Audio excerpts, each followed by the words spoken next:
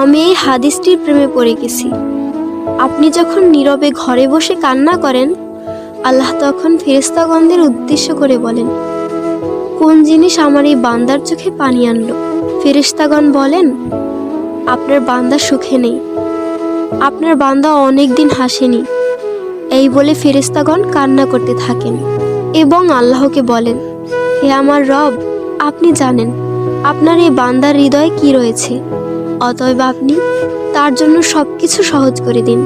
আল্লাহ বলেন, আমার এই বান্দা এমন কিছু জীবন থেকে হারিয়ে ফেলেছে যা সে অধিক ভালোবেসেছিল। অতএব আল্লাহ বলেন, আমি শপথ করছি, আমার বান্দা তার জীবন থেকে যা হারিয়েছে এর চেয়ে উত্তম জিনিস তাকে এনে দেব, যা দেখে দুনিয়া ও আখিরাতের সবাই বিস্মিত হবে। আলহামদুলিল্লাহ।